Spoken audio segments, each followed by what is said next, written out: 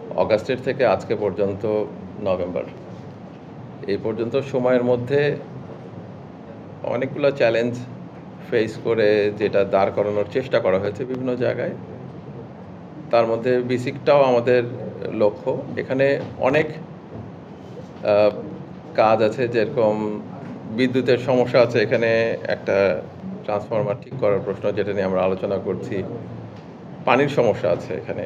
পানির সমস্যা এটা কি নদীর থেকে পানি আসবে নাকি আপনার ডিপ টিউবওয়েল দিয়ে পানি আনবেন? ডিপ টিউবওয়েল থেকে পানি আসলে আপনার এই পানির লেভেল নিচে নেমে যাবে। এতে আবার আপনি তো দেখেছেন থাইল্যান্ডে কিভাবে করে। এই জিনিসগুলির সমস্যা আছে। সেটাও একটা আলোচনার ব্যাপার পরিবেশ অধিদপ্তর, পানি সম্পদ মন্ত্রণালয়ের সাথে। আর আরেকটা জিনিস হচ্ছে যে এখানে যারা জেনুইন শিল্প উদ্যোক্তা তাদের কিভাবে সাপোর্ট দেওয়া যায়, তাদেরকে ওয়ান স্টপ সার্ভিসের মধ্যে কিভাবে আনা যায়, এটার একটা প্রধান উপদেষ্টার অফিস থেকে চেষ্টা আছে, সেই একটা নির্দেশনাও আছে, সেটাকে আমরা উনাদের কাছ পর্যন্ত কিভাবে পৌঁছায় দিতে পারি। গ্যাস তো ভোলার থেকে আনতে হবে। এখন ভোলার থেকে আনার জন্য তো এই মুহূর্তে আমি কোনো সমাধান দিতে পারবো না। এটা আগামী রাজনৈতিক সরকার যারা নির্বাচিত হয়ে আসবেন ফেব্রুয়ারির শুরুতে, তাদের উপরে নির্ভর করতে হবে।